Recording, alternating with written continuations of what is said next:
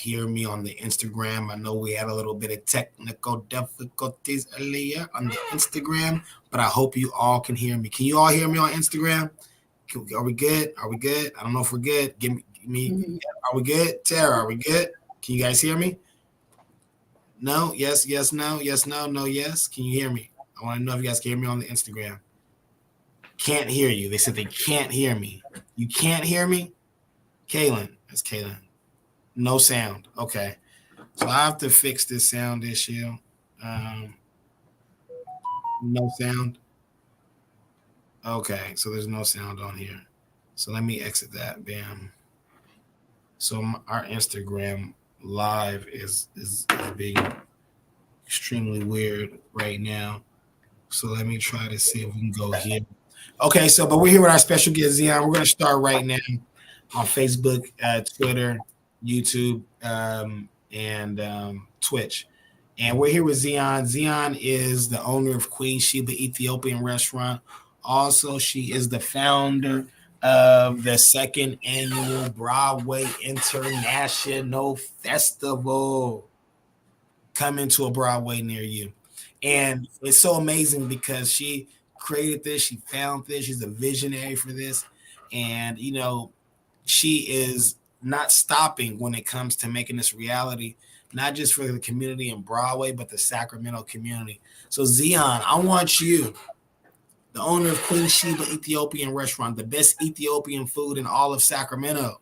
Yes. I want you to tell us why we need to be here and what we can expect at the Broadway International Festival. Also, tell us what you need from us as the community, whether it be volunteers or sponsors or people to donate. Let us know also what you need. Can you speak to the people a little bit about the Broadway International Festival, Zion, please? All right. Thank you, Stavante, for giving me this opportunity to talk about Broadway International Festival and Block Party.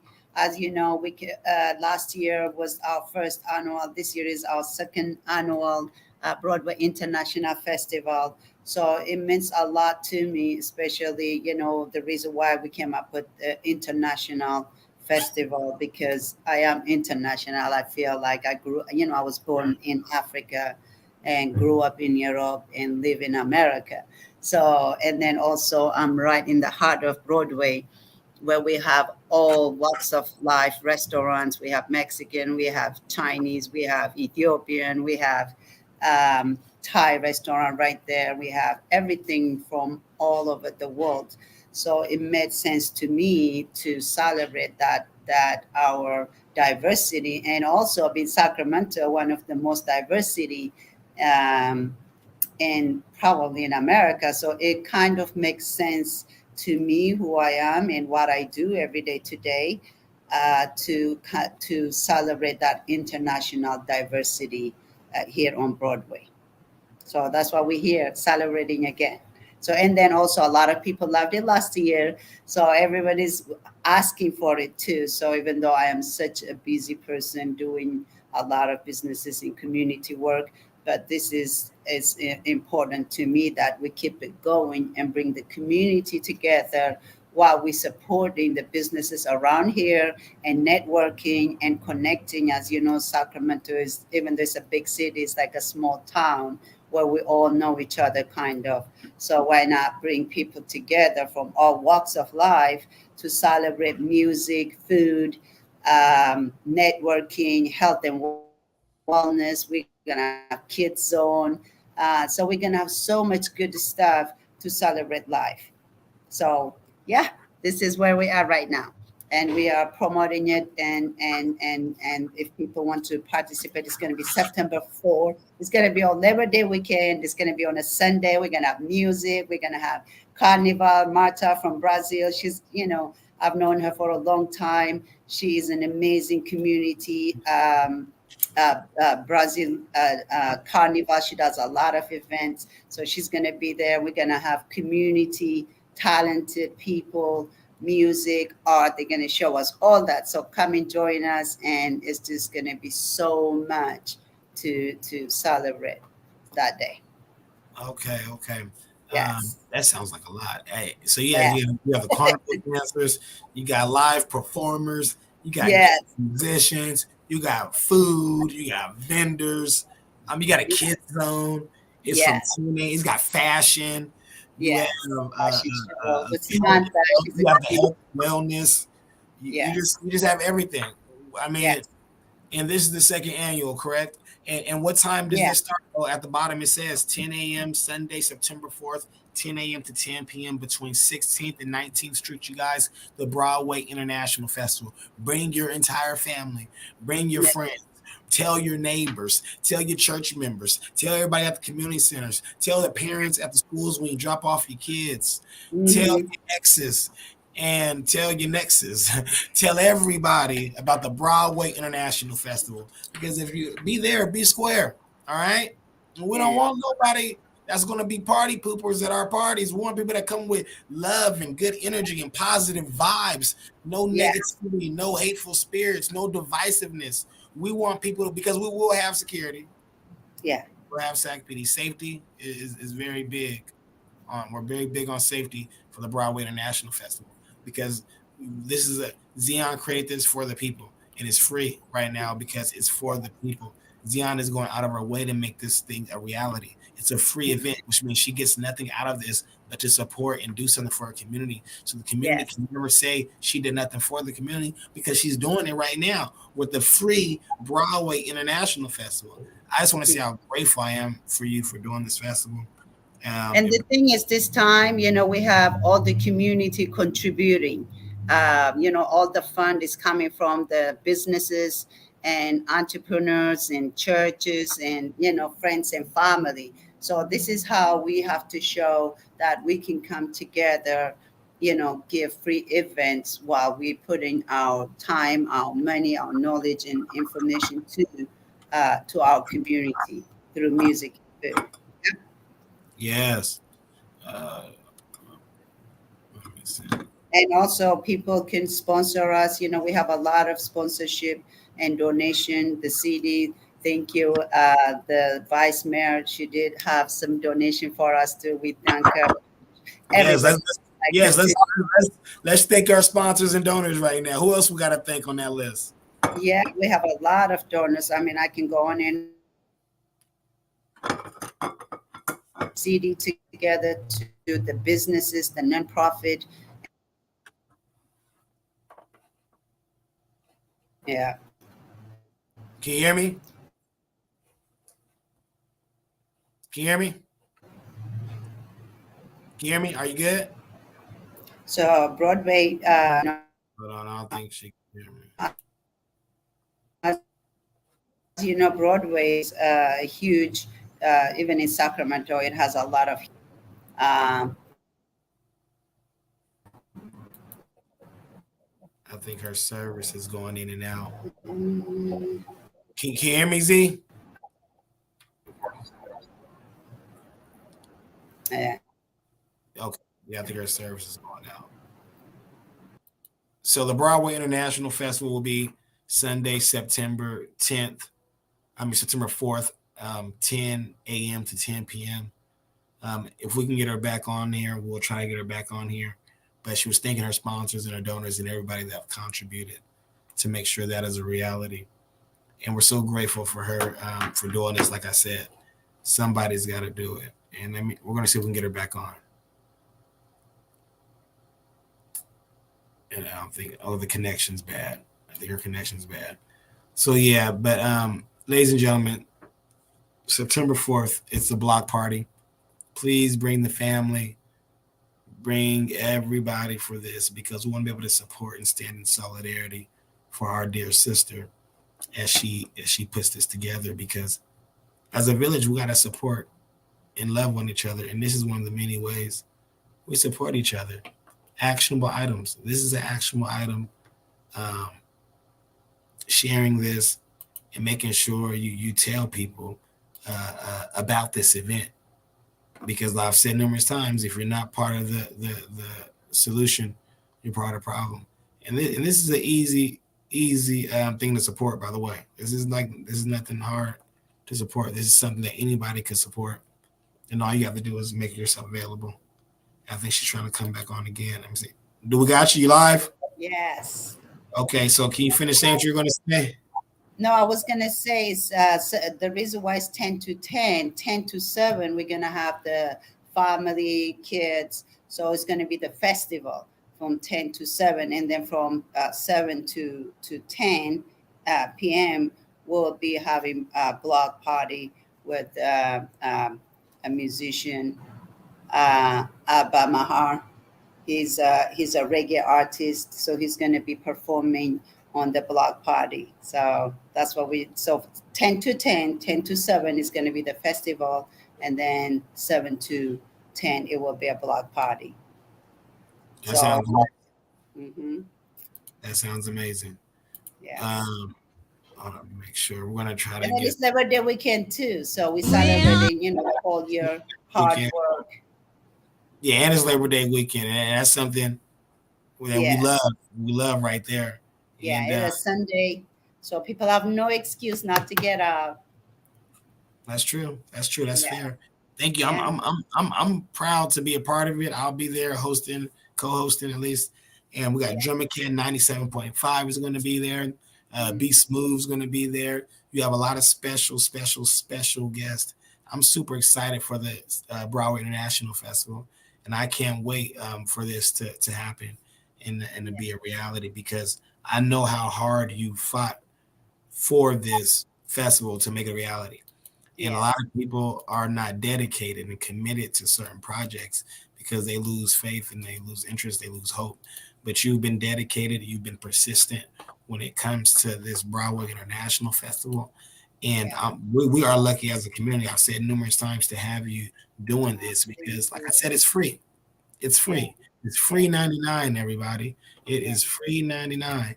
There is no reason why you can't make it. And it's all day and all night. Yeah. Anybody else you would like to thank? Yeah. Everyone, especially like I was saying, the team. We have a really strong team. Drama Cat. We have Ashley. We have Christy. We have you. We have we have a strong team that has been supporting me behind me. We're like 10 of us. We have Mac doing the video. We have Jamal doing the marketing. So it all of us from here from community. Uh, our team to our community in a way. So I feel really good about who we had. Lisa, she's been working so hard when it comes to getting the permit right, making sure that we have every single thing according to the city. So she was all the time every day working so hard to make this happen. So I couldn't do it by myself, obviously.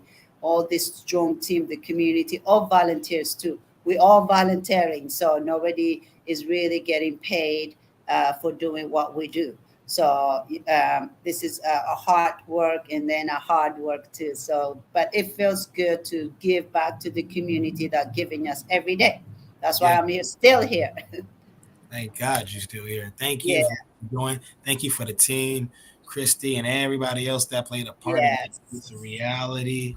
I'm so grateful for you, Z, and all you're doing. We got another guest coming up real soon.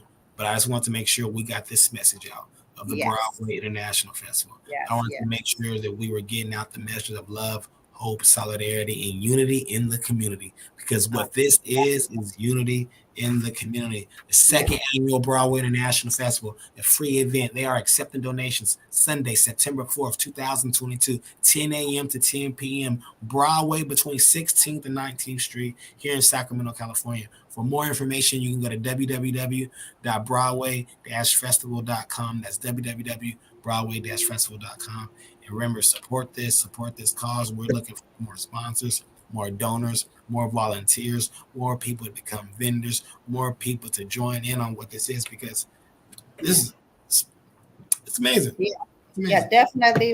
They go to the website to sign up for vendor. We have vendor available right now, but it's going so fast. And volunteer, you can volunteer. We are welcome for volunteers. Uh, yes, and we have volunteer sign up. Please sign up for volunteer. The more volunteer we have, the better.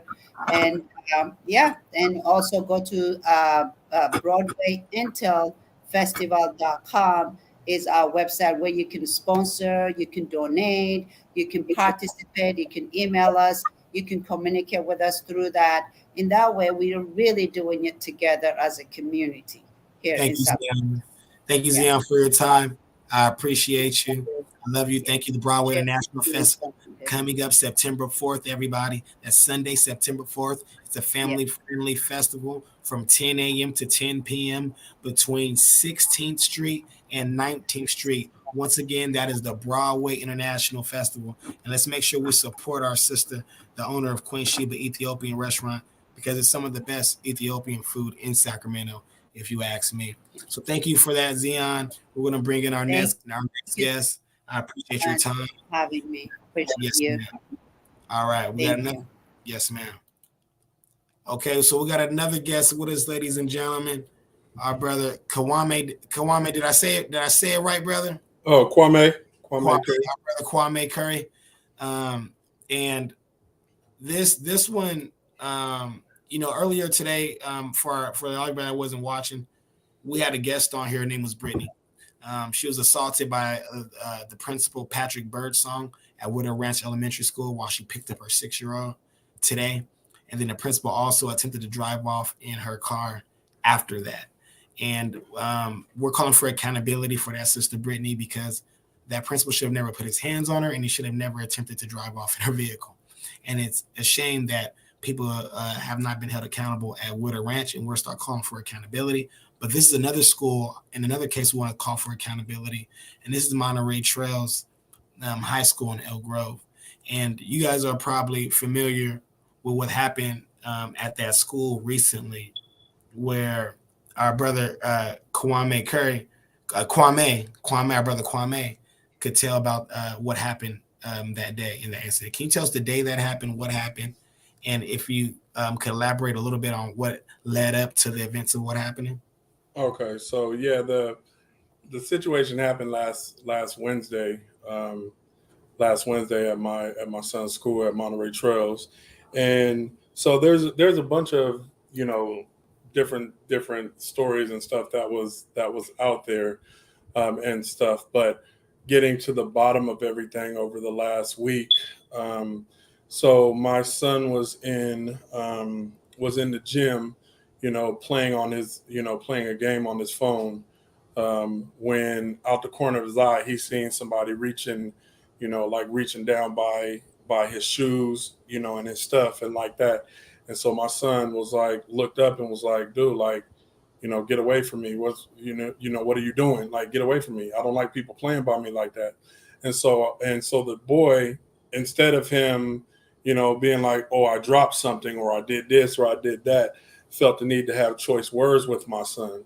Right.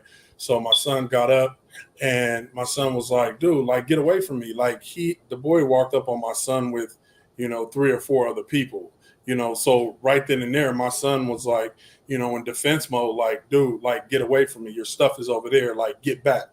And so dude kept walking up on him and my son pushed him back, and with that, I've always taught my kids, like, I've never taught my kids to start anything or be, the aggressor or do this or do that. But at the same time, I've always taught them to, protect your space, protect, your area, don't let just people just walk up on you or anything like that. So that's what he did. So they had their choice. They had their choice words.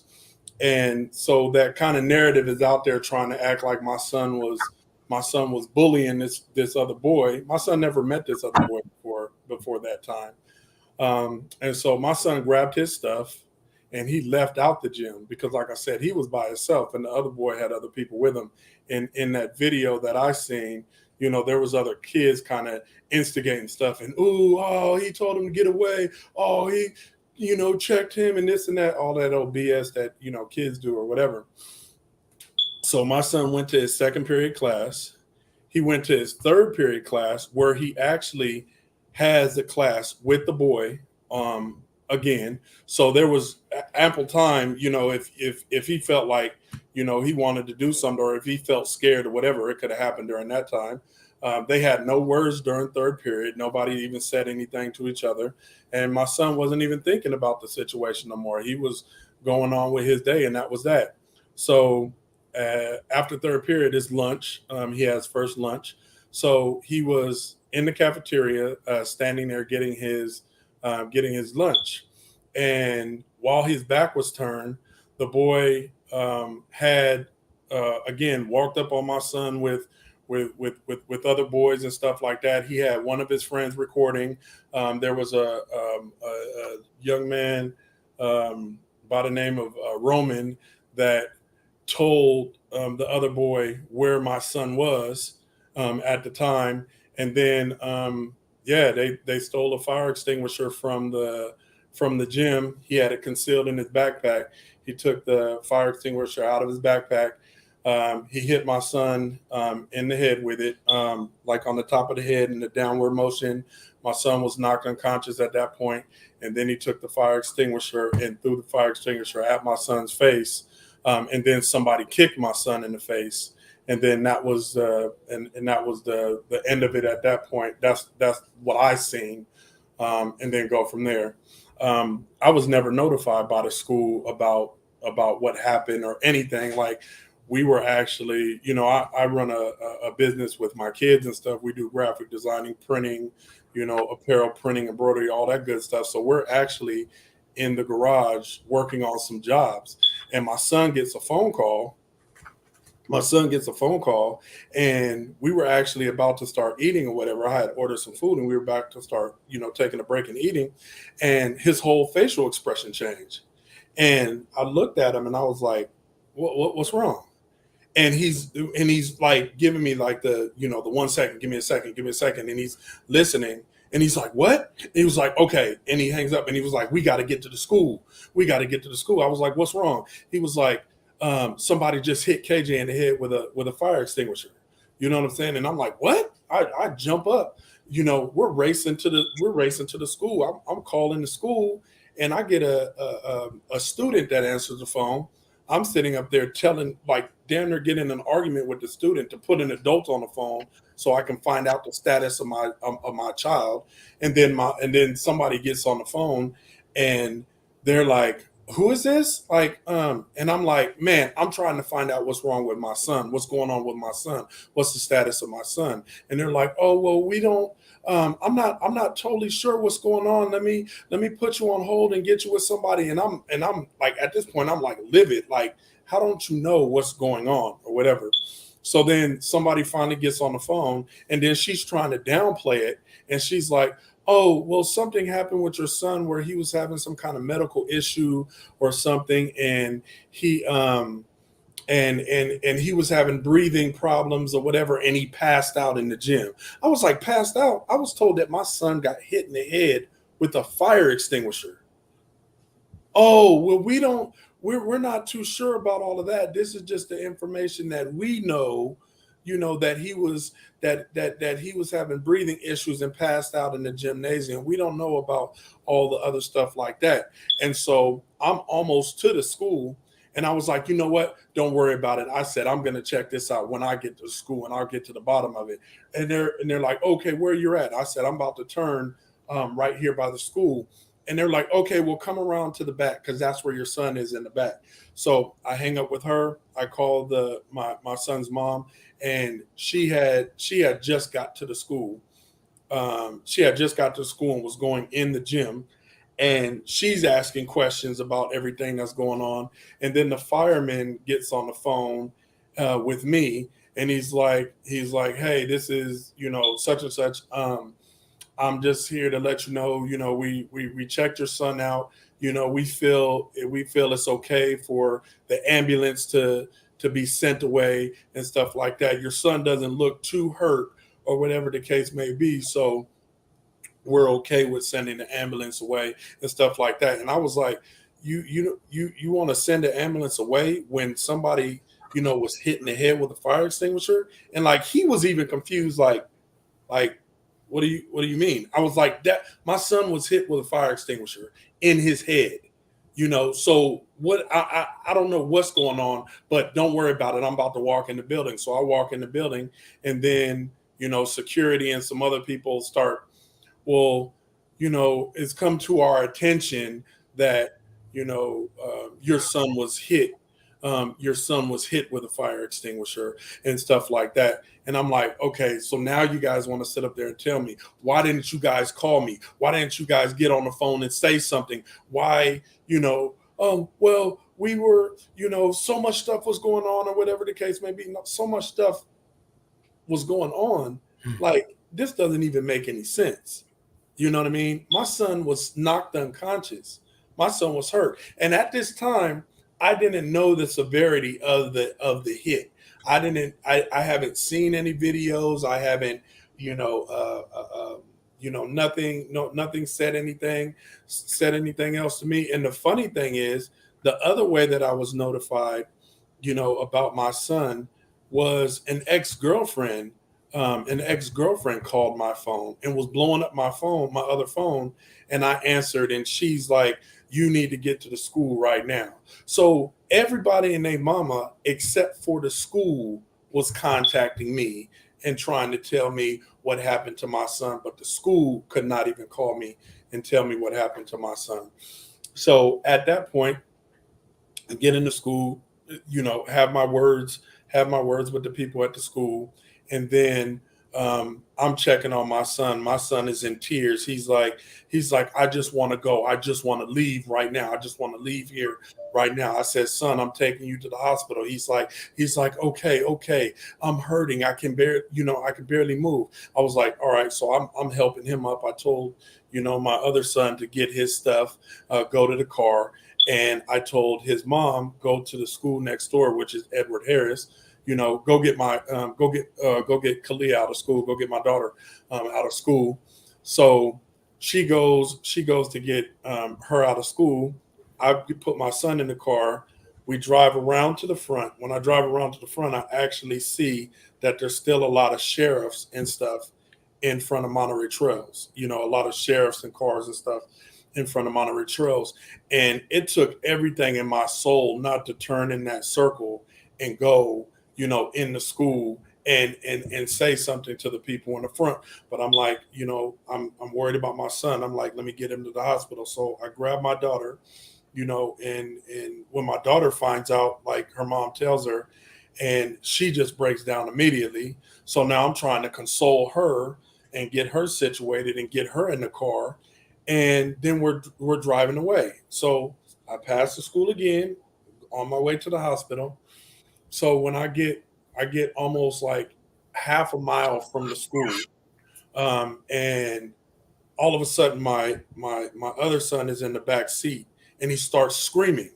He like starts screaming in a rage, and he's like, "Oh my God!" He's like, it's like, look what the hell they did to him. I'm like, what are you talking about? What's going on? What do you mean?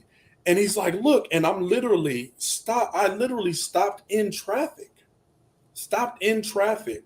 and grabbed his phone, and somebody sent him the video of what happened to my son. And I seen the video, and I literally had to turn to my son and tell him I'm sorry, as I'm making an illegal U-turn in the middle of the street and racing back to the school.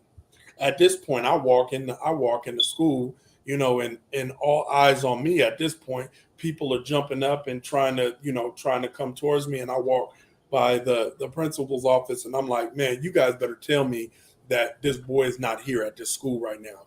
You guys better tell me that, like, I'm not playing. Have you seen what the hell they did to my son? Did you see this stuff? And one of the officers, he's like, Mr. Curry, he's like, please calm down. He was like, we've arrested him. We've seen the video. You know what I mean? And then all of a sudden, because the video pops out, they want to act like it's a sense of urgency all of a sudden. This video, because the video, if you've seen the video is disturbing. Like, I wouldn't wish this stuff on nobody's family. You know what I'm saying? Just seeing that, and it's just like, I'm telling you, I was enraged.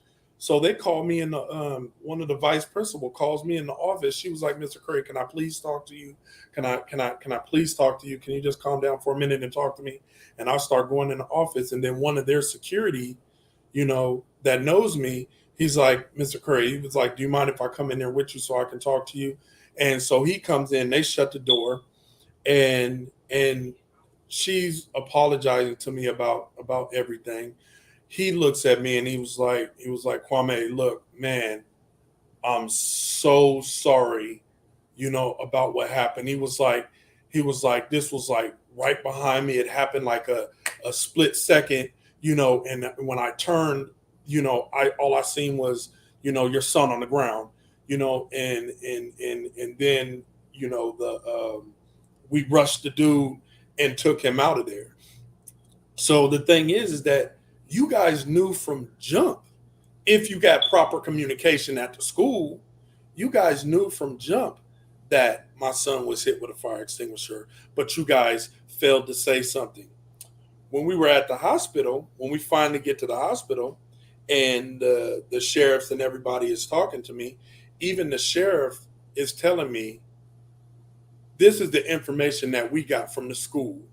You know, the information we got from the school is that your son was just having breathing issues and passed out. He said, as soon as we seen the video, because the boy was in the front of the school detained, in the front of the school, and I guess they were waiting for his parents and stuff like that. As soon as he got detained,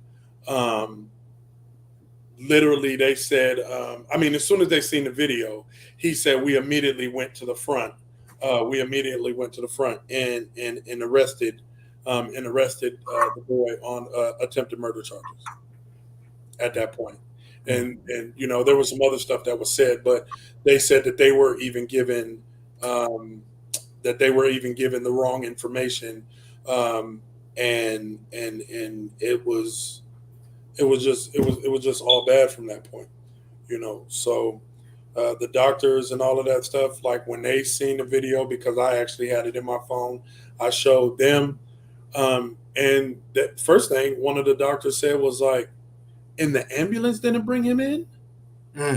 Like when a person gets hit like this and stuff like that, especially when it's a head trauma and somebody is knocked unconscious and all of that kind of stuff like that. First of all, you're not even supposed to move nobody like that.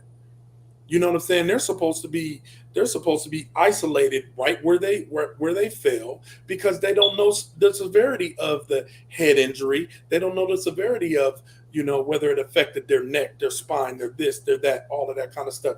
They're supposed to leave that person there and tend to them and have the EMT, do what they need to do to properly transport him to the hospital. And they didn't do that.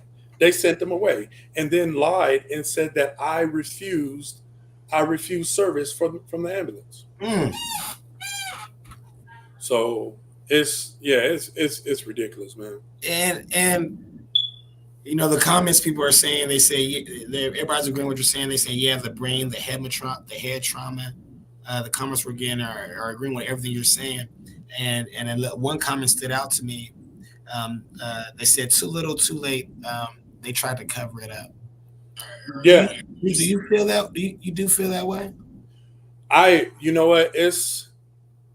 There's probably so much I can say at this point from a quote unquote legal standpoint. Yes, sir. But what I will say is that, they were quick to try to issue a statement, and to the media, saying that they contacted this person, they contacted that person, they contacted the parents, and that they did protocol the way they were supposed to do it. But that's false. Yeah. They never contacted anybody. We had to contact them. And the fire department, the sheriff department, all of that even made a statement like, we were given information that your son was having breathing issues and passed out. And so that's why we took the steps that we did to assist him. They didn't move him. There's another video out there that I'm sure that the school is not wanting to be seen, but there's another video of the way that the school was handling my son, telling him, hey, get up, come over here, sit down, all of that stuff like that. Like really? Like you're telling my son to get up, and all of that stuff and move when he could have been when this could have been way worse than what it was. Yeah.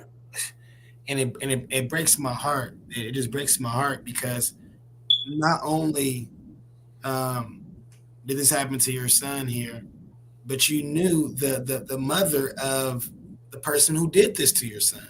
Yes. Is that correct? Yeah, I did not. But you didn't know this initially. I didn't know it initially, and actually, with so much stuff running through my mind, I didn't even try to find out who the mother was. I didn't even try to you were at a point where you were so emotionally enraged.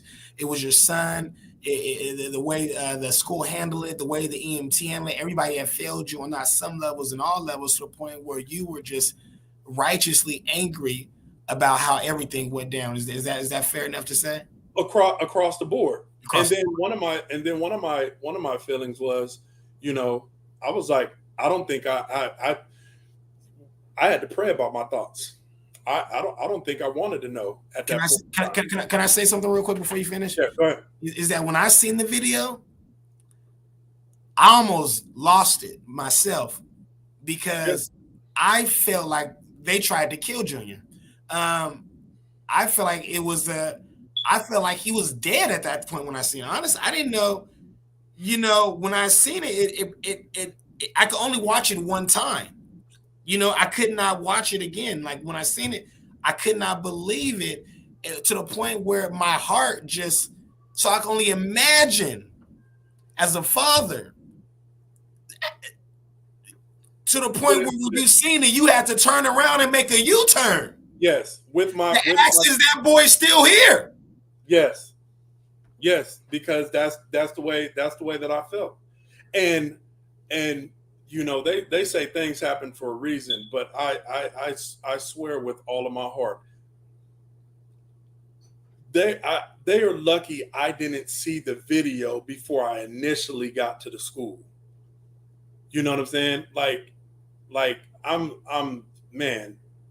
You don't even want to know what was running through my head, but I'm just like, you see your child get assaulted like that, and at that point you don't care.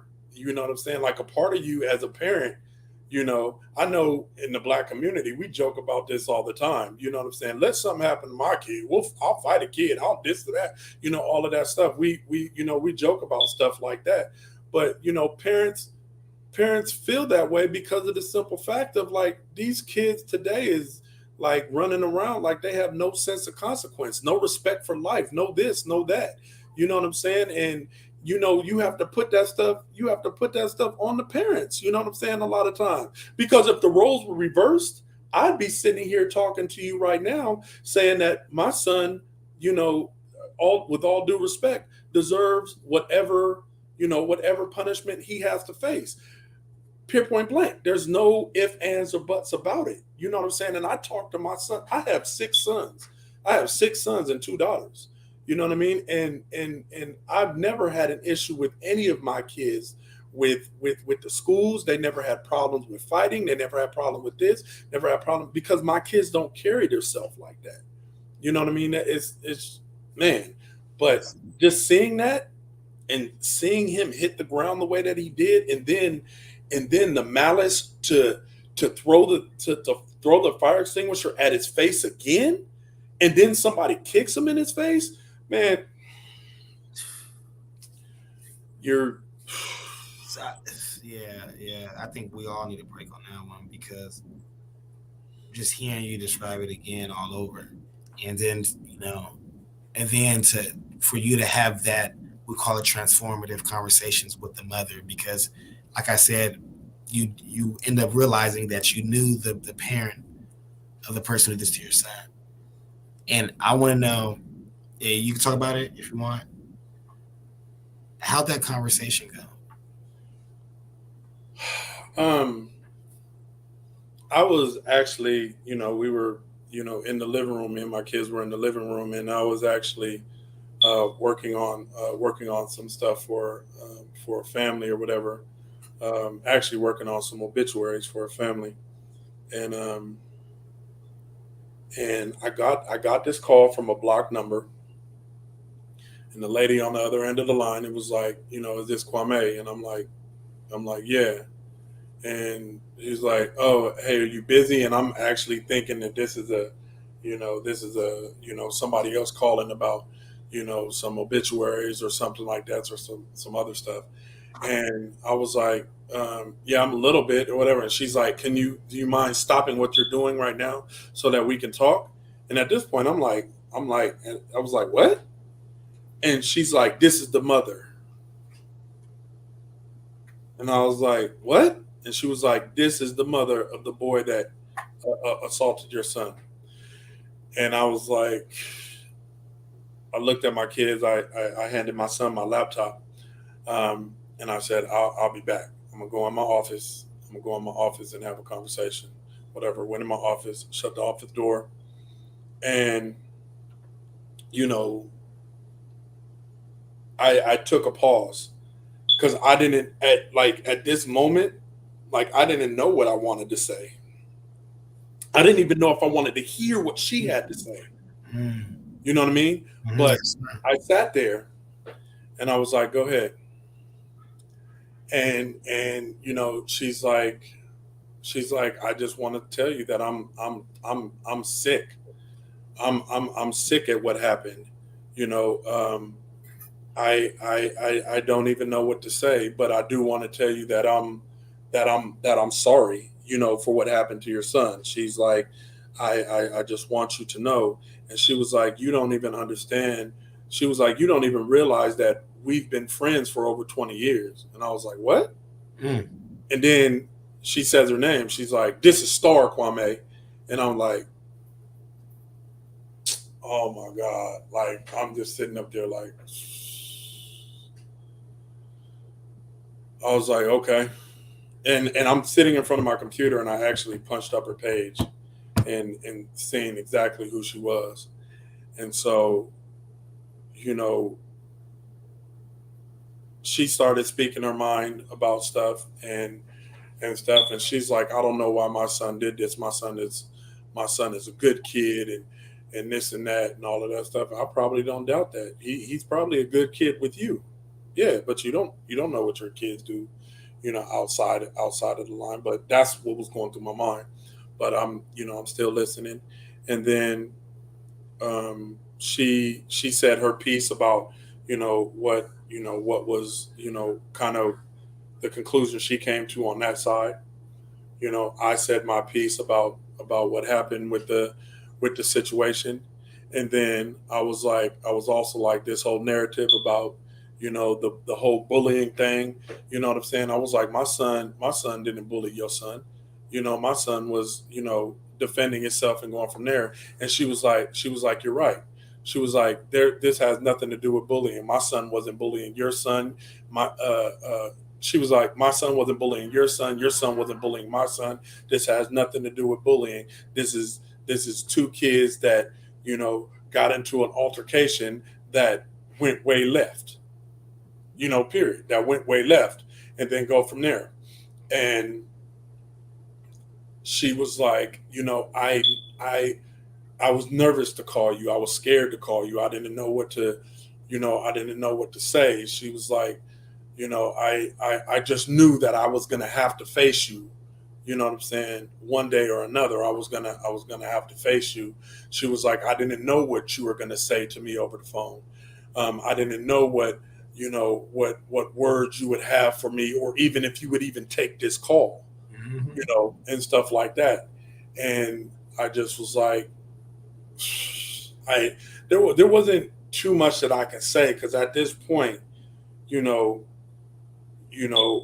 as a father, you look at the whole situation, you know what I mean? And regardless of anything, you have two 15-year-old black men that their lives are going to be changed forever. One good, one bad. You know what I'm saying? And you can think about it how you want to, but at the same time, that is the facts. 2 young black boys' lives are changed forever, and you go from there. That's where we're sitting at, and it's hard to sit up there and fathom, but at the same time, you know, one boy, decide, even though he was, defending himself, he had choice words. He pushed the other boy to get out of his space. You know, my son still grabbed his book bag and walked away. You know what I'm saying? He walked away. When he seen the boy later on in class, you know what I'm saying? He wasn't in his face. He didn't come and say things or you have something else to say or do this, do that. My son was going on with his day. You know what I'm saying? There was nothing else. There was nothing else to talk about. But this stuff was lingering in somebody else's mind, in the boy's mind, because you took it upon yourself. Let me go grab this fire extinguisher. Let me steal this fire extinguisher from out of the gym. Let me hide the fire extinguisher in my book bag. Let me sit up there and have my friend record while I go and assault this boy. So again, you had no sense of consequence and stuff like that. Because with my kids, and I'll tell you this right here and right now, my kids will sit up there. First of all, my kids is going to worry about what the hell their dad is going to do to them if they do something wrong. Come on now. So there's a sense of consequence there. My kids are gonna be like, first of all, my dad is not, excuse my mouth, my dad is not gonna be on my ass. You know what I'm saying? If I sit up there and do something wrong, so I'm gonna think about what I do and go from there. And this other person, he didn't feel that way. So here we are. So now moving forward, the next question I want to ask you, because we're still on our live services. No problem. The next question I do want to ask you is, how's your son doing? I mean, he's doing as good as he can for the most part. Okay. He still has the chronic headaches, which they're checking into. Ringing in his ear, like on the left side. That's one of the sides that that they threw the fire extinguisher at him, the second time. You know what I mean? So I don't know if the ringing is from the hit in the head the first time or from the second hit that he took, took in the face. Issues with his neck and stuff like that. So I'm just taking it day by day. I'm not adding any extra stress and all of that stuff to him or whatever the case may be. I just want him to get back to being who he is, and 100%. And that's where we're at with it. Okay, and I take it he will not be returning to Monterey Trails, correct? I'm letting him make it. I'm letting him make that decision. He had it in his mind to begin with that he didn't want to touch step foot on that campus again, step foot on that school. But he's been getting an outpouring of a lot of love and stuff from the kids and all of that stuff. They've been some of those kids has actually been, because we have the same name, so they've been actually sending me messages through social media and stuff like that, checking on him and asking, hey, can we contact him? Can we send him a card? Can we, bring him flowers? Can we do this and do that? There's been an outpouring of, love for him in regards to this incident and stuff like that. So I truly appreciate all of that, and then go from there. Oh, and another thing I had a problem with when they said that your son was being a bully or accused of bullying this kid, and when I heard that, at first I thought this is one of the ways people try to justify. Yeah. They try to attack the victim, and I'm not even gonna, the community does it a lot. Yeah. Have the community gave you that treatment? Have you been given, now that the facts are out there that your son was not bullying, this young man. I think people should know those facts now. I think that should be made clear. Yeah. The funny thing is that I was contacted by the news today and stuff, Channel 10, in regard to stuff, because they actually called me because they said, "Hey, we had an interview with the mom, of the boy that hit your son, and she kind of put that kind of narrative out there, about the stuff with the bullying and all of that stuff like that, and wanted to see how I felt about it." And you know what, I don't put nothing past nobody. You know what I mean? I was like, I told them, I pretty much expected, her to try to use that narrative, because of the simple fact of that tries to help, to try to help her son out, to act like it justify what her son did. First of all, there's nothing that can justify what this boy did, regardless of the fact, But I kind of knew that narrative was kind of coming. But the funny thing is, you just sat on the phone with me the other day, and clearly stated this had nothing to do with bullying. But then you're using this narrative, that the bullying was out there. And not to be funny, since we had our conversation a few days ago, that narrative almost like clicked in my mind. I know the situation with your brother, was, there was a narrative put out there by the police that, oh, well, I felt threatened. He had something, or he had this, or he had that. And I looked at it like it's that kind of same type of narrative, oh, my son was being bullied, or I was being bullied, so I attacked somebody viciously and stuff like that. Fortunately, my son is not gone. You know what I mean? But at the same time, I was like, the fact that narrative is Yes. put out there so easily, so people can try to Yeah. build on that. Because I've had so many people, oh, your son was the bully, your son was this, your son was that, because of a clip of a video that you've seen. But instead of you calling me or sending me a message or whatever, asking me, what happened, people want to jump to those conclusions and kind of go from there and see, they see what they want to see. You know what I mean? Let people tell it. My son hit himself in the head with that damn fire extinguisher. Come on now. Yeah. Come on Like, now. Yeah, I hear you. Just like my brother shot himself in my grandma's backyard. Exactly. In your grandma's backyard. He shot himself. He took the gun, he shot himself multiple times, and then went from there. So that's how these people, to this day, people do not surprise me anymore. What surprises me is how the lack of accountability still surprises me when it comes to these institutions.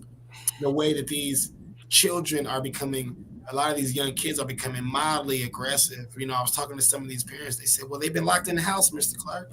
They've been locked in the house, and now you let them outside. No. We have to, train the way our child should go, so they'll never depart from it. And we have to train them in the right ways, obedience and honor, and yes, self-defense, but yes, protecting yourself, but premeditating this.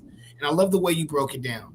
To think about a kid stealing a fire extinguisher from the gym or whatever, putting that fire extinguisher in his backpack. Telling my friend, hey, take this phone, go record me as I go into the cafeteria and become viral. And that's what I think they were aiming for. Yeah. You want the attention? To make a spectacle. You got the attention. And then you get charged with attempted homicide. And now they're listening the charges I'm hearing now. Is that true? So he was charged with attempted murder. Mm-hmm. And then the charge was taken off, but then they charged him, because they had two when he originally went to jail. And they said they did this on purpose. They had charged him with attempted murder, and then they charged him with assault with a deadly weapon. Mm-hmm. But they said they did both because of the simple fact of how the system works, how the system and stuff works. Because he's a juvenile, they don't know how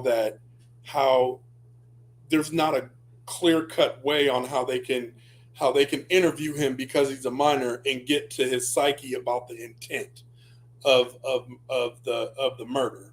of trying to murder somebody, which is kind of funny to me because now you're charged with assault with a deadly weapon, and then there's two enhancements that are put on there. One of them is, one of the enhancements is um, the intent to create bodily harm, which is the same kind of intent for, almost like for an attempted murder thing. And then the other one has something to do with the fact that, you still attacked him when he was unconscious. You know what I'm saying? So I have the stuff written down, but that's what he's being charged with, right now. Oh wow, this is crazy.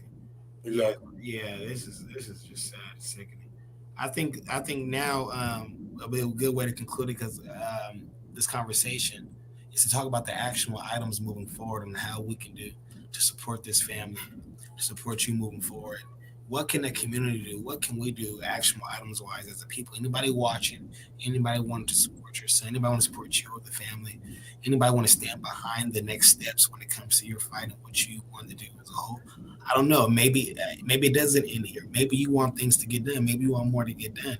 You need support on not some levels but all levels. What can we do and how can we support as a community?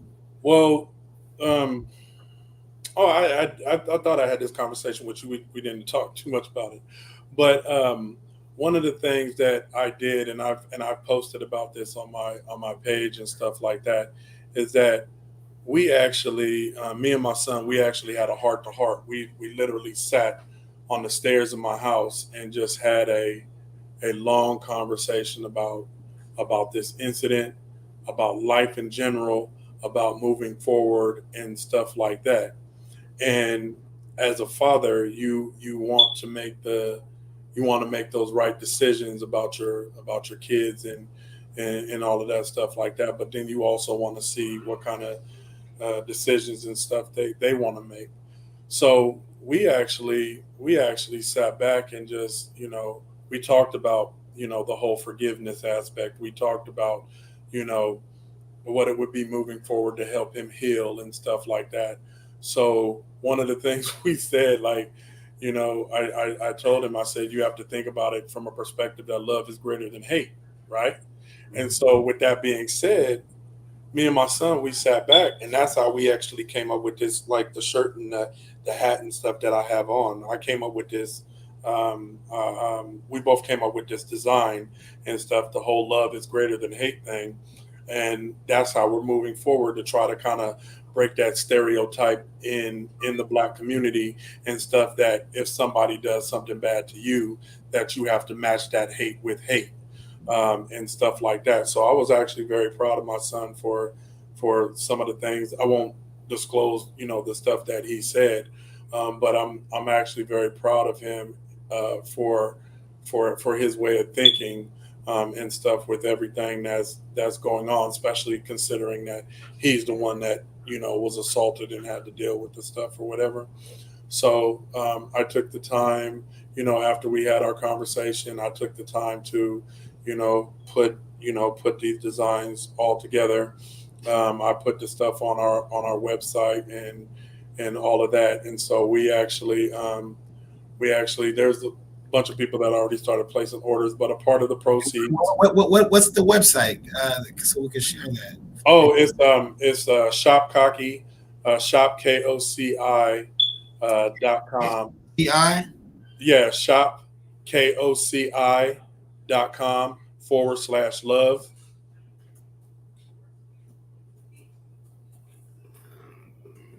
Shopkoci/love.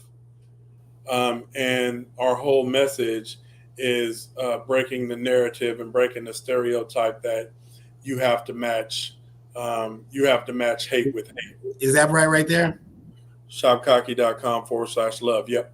That's it right there. So we want everybody to go support that. Let's make sure we support that. That's shopkoci.com/love. Let's make sure. Thank you for posting it right there in the comments. Thank you guys so much for that. Let's support this. So that right there, part of the proceeds actually goes to our to our nonprofit, because we have a nonprofit that we're building up called Their Growth Foundation. So a part of the proceeds goes to that, and that's a program that we're starting to help build up youth, so they don't have to make hard decisions later, helping them, to be young entrepreneurs and businessmen, teaching them financial literacy, all of that good stuff like that. And then the other part of the proceeds is straight going to my kids, my three kids that are here, because like my kids, my 18-year-old, he, having a conversation with him, he feels, it's heartbreaking to hear, but he feels that he let his brother down because he wasn't there for him. And he just graduated from Monterey Trails. And again, they were always together and they've never had an issue. And then my daughter, the fact that she's seen the video and stuff like that really, really traumatized her, and had her, and she's been in a bad space. She hasn't even been to school since last week, but she's been in a bad space, that, and I've been trying to comfort both of them and trying to let them know that, everything is gonna be all right, because we're a family unit. We do, like, if you go to my page and you'll see a whole bunch of stuff that we do. We just do stuff as a family. We just have fun, and it's all about family. We're tight knit, so if one person's hurting, we're all hurting. So I can't wait to sit down with you, brother. And oh yeah, we got a lot to sit down and talk about. We gotta talk, because, brother, we gotta connect, and on a higher level, because I hate these type of situations. Got to bring us together within our village. Yeah. But at the same time, I'm so glad it did bring us together. Yeah. I just think our community needs to do that. Your fight is unwavering, brother. Let me tell you something. What'd you say? Your fight is unwavering. And that's good, because I tell people all the time, there's a woman who killed a bear because the bear attacked her child. You know what I mean? Yeah. So when you see us get upset because you hurt our loved ones, you attacked what we love, this is righteous anger. This is going to happen. You could probably say something to me and I'll be okay with it. But when you attack my child, my mama, my wife, my daughter, like for some people it might be their dog. Their dog. You're talking about John Wick, like just ain't no John Wick situation. But I know it's two things that you've heard before. Number one is, it's funny how people will get mad at you for something that they did to you. Yes. With that situation, and one of those, the reason why I bring that up, because my situation is you hurt my son. So then I end up going after you and hurting you because you hurt my son. Now your family and everybody else wants to try to come hurt me and my family because I hurt your family for something that you guys started to begin with, or whatever the case may be. And then that cycle just keeps going and keeps going and keeps going, and it builds continuous animosity, all of that stuff for generations. You got beef with this person, that person, all of that stuff. Why not stop it here? Come on. You know what I'm saying? Why not just go ahead and stop it here? And this is stopping from words of the victim. Yes. Being like, you know what I'm saying? You know what? I just want to heal. One of the key things that my son said was, I just want to go back to being normal. That's what he said. So with that being said, I'm going to help you to get some sort of normal going back in your life. That's one thing. And then the other thing is, they say that, that saying, it takes a village to raise a family, right? To raise the kids and all of that stuff. Mm-hmm. But there's a problem there also, because, how can a village raise the family if the village can't even get along? Ooh. You know what I'm saying? Like, that it don't even sit right.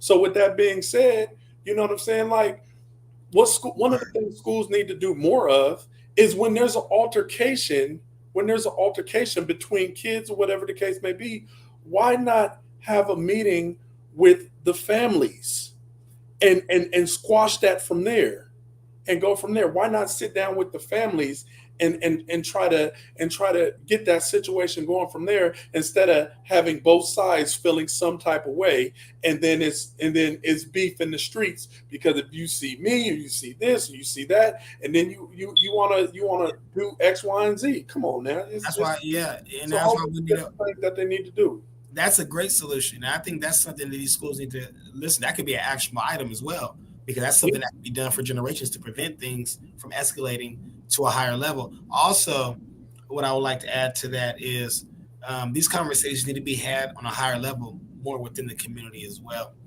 within us, because these dropout factories honestly don't give a damn about our kids. These school districts don't give a damn. They suspend our children higher than anybody else. We're just a check to them. Every time we come, Yeah. we're sending there for them to schools to get money. If it's not benefiting them, they don't care or give a damn about it. I'm so sorry what happened to your son, but the fight in you, things we're going to do together for our community and our village to prevent this from ever happening to another Kwame Jr. ever again. I think that's the work that needs to be focused on, and how we can support this family by going to shopkoci.com/love.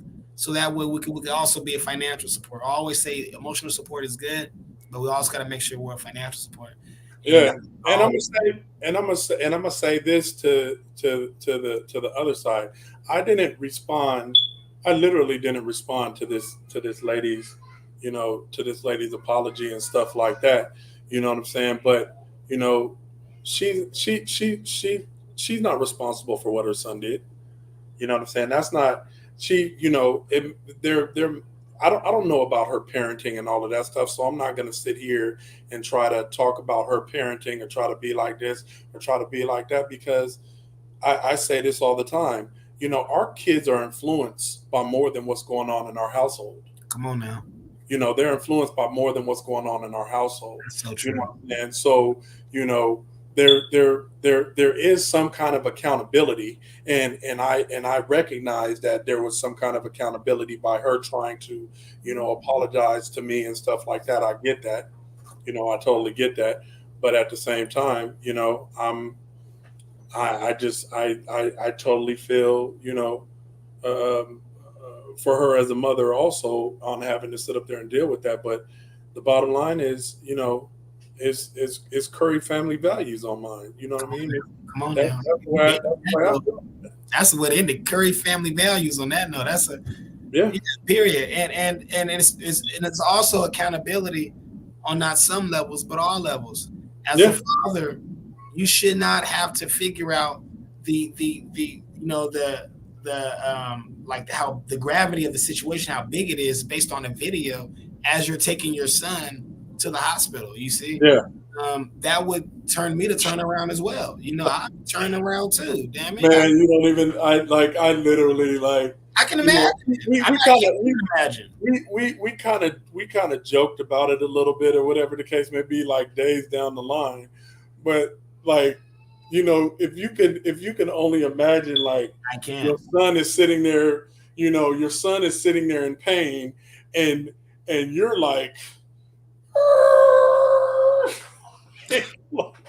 Like, son, look, I'm sorry you're hurting, but I have to go take care of something.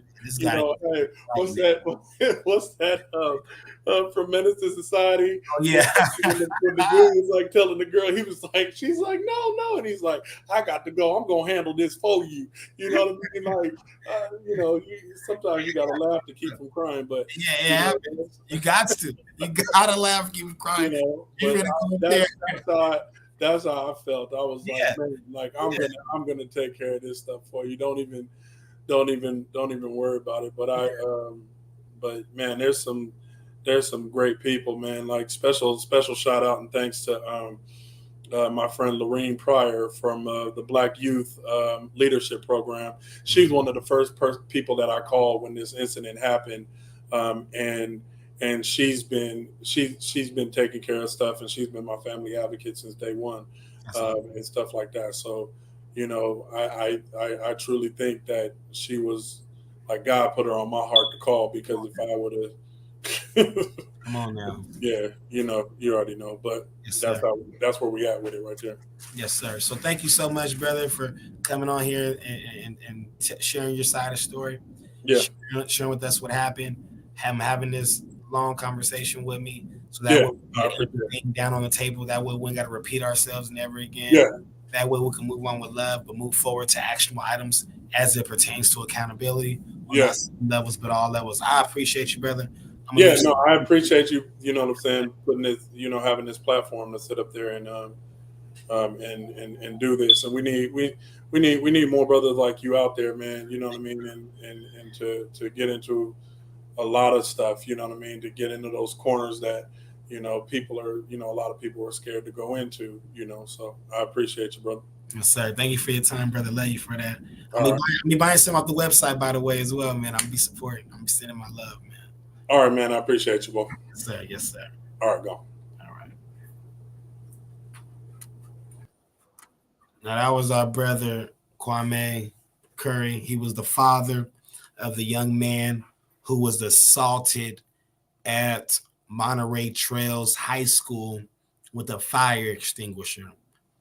Now, his son was hit not once but twice, and as he was laid on the ground, he was kicked in the head. His son is doing okay now. He has severe headaches every now and then, but he is in good health. He might return to Monterey Trails. We don't know. We will keep you updated on that. These kids deserve normalcy, and it has to be some type of accountability on not just some levels, but all levels. And we have to train our children better. And it's not just train our children better. We have to discipline our children better before this system go ahead and discipline them, because we don't want the system discipline them. We could prevent the system from ever getting in their lives. So we as a community have to do our part. We're not here to judge or condemn anybody's parenting, any child, any situation, but we are going to hold these institutions accountable, such as Monterey Trails. You guys should have made sure an ambulance took that young man to the hospital. This high school failed when it comes to making sure this young man was okay. And due to your failure, you could have killed him. Due to the failure of this school, he could have lost his life. And I'm sick and I'm hurt that we still have to continue having these conversations. But it has to be a conversation of accountability on not some levels, but all levels. And that's why we create the SAC 6 program here. Now, if you don't know the SAC 6, you should know the SAC 6. And number one is bridge the gap between community and community. The reason we say community and community is because before we ever decide to bridge the gap between law enforcement and at-risk, underfunded, underdeveloped communities, we must bridge the gap between community and the community. We cannot expect Monterey Trails to respect us. We cannot expect Sacramento PD to respect us. We should. We should expect them. They should, but they're not. That's why we have to respect each other, so that way we can start our own Stephon Clark College preparatory middle schools. That way we can place our own communities with our own de-escalation tactical teams. That way we can clean our own streets by having our own community restoration teams. We have to do it on our own because this system is failing us on not some levels, but all levels. Number two is to inform and educate on policy and legislative change. I believe the word inform means to give facts. The word educate means to give moral, social, or intellectual instruction. So when you say policy and legislative change, you are talking about legacy on paper. And that is our job, to inform and educate on things like Stephon Clark law, one of the highest force of standards that when it comes to policing in America. It changes the use of force from reasonable to necessary, something that has been updated for over 100 years. Number three on our list of actionable items is to provide resources and healing spaces. I believe give a man a fish, eat for a day. You teach that same man how to use the internet, that brother might not never call you back. That's why we teach our brothers how to fish. Okay, because we want to make sure we're giving them the resources and the healing spaces. You can't give me the resources without the healing spaces. Don't give me the resources without addressing the trauma. Don't give me the resources without addressing the generational curses. Don't give me the resources without giving me ways to figure out my depression, my anxiety, ways to get through life, ways to get through being Black in America. Don't give me the resources if you're not able to give me the healing spaces. That's why we say you cannot have transparency without accountability. You cannot have solidarity without organization, and you cannot have the resources without the healing spaces. And the church said, amen and amen. Number 4 is the reason I'm here. It's the reason I'm sitting in front of you. It's the reason I've done everything I've done since my brother died March 18th, 2018 in my grandmother's backyard, unarmed, and all he had was a cell phone in his hand. He was a father of 2 sons, died in less than 22 seconds. My brother is a prophet, a martyr in Allah. He is a martyr in Allah. And we are here because he should be alive today. We are fighting for those that have been affected by injustices throughout this country, throughout this nation, because my brother should be alive today. So number 4 is why I do everything that I do. And that is to commemorate the ongoing life and legacy of my dear brother, Stephon Clark, so that his name may live on in a positive light for generations and generations, long, long, long after you and I have left this earth. Number 5, I don't have all the answers. I've never claimed to have all the answers, never said I was an activist, never said I was a leader, never said this and that. People said that about me. Oh, well, hey, whatever. They said a lot of things about me. You know that. But what I've done and what I've promised myself to be my brother's keeper and ask for your help when it comes to receiving recommendations to prevent Stephon Clark, Oscar Grant, Breonna Taylor's, George Floyd's, Tamir Rice, Eric Garner's, Khalif Browder's from ever happen again. I need your help when it comes to making that happen because I can't do it alone. Everybody want to talk about the problem. Nobody wants to talk about the solution unless everybody want to talk about the problem because they haven't been directly affected. We're trying to prevent our loved ones being affected by this by getting your support and your help. Black men, we got to come together. Sisters, we got to come together. Black people as a whole, we got to come together. We have to bring back those potlucks, bring back those block parties, bring back those community and network gatherings. If not, Stephon Clark's will continue to happen. That's why I need your help when it comes to receiving recommendations on how to prevent Stephon's from ever happening again. And number 6, the golden rule, the golden gospel is spread the gospel of love. You know, John 15:12 says, love each other as I have loved you, if you look in the Bible. If you skip down to John 15:18, he says, if the world hates you, know they hated me long before they ever hated you. So what we do is say, let's spread the gospel of love. And that's everybody love everybody. That's our story, and we're sticking to it. Thank you for joining me for a special edition of Conversation with Mr. Clark. And I look forward to seeing you all again. I got to get out of here. I love you all. Enjoy your, as Diddy would say, your fucking Friday.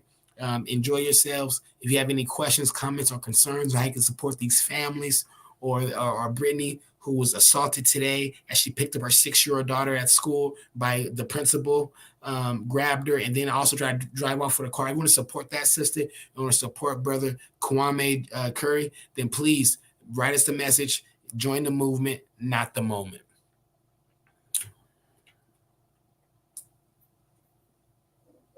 I shouldn't be here. My brother should be alive.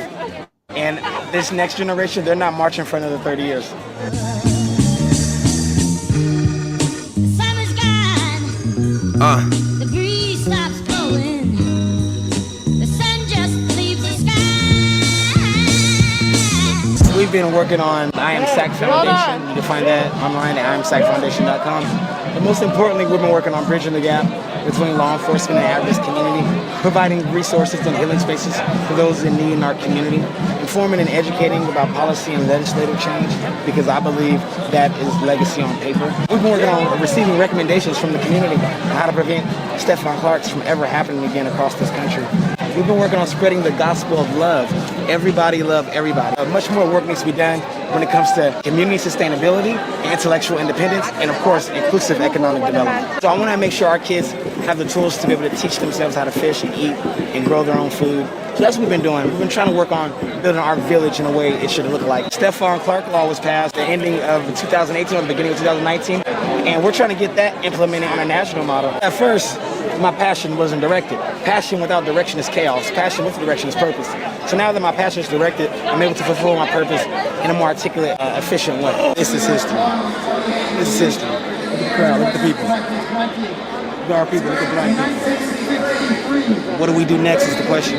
What are our actionable items next? How do we move forward? What do we do?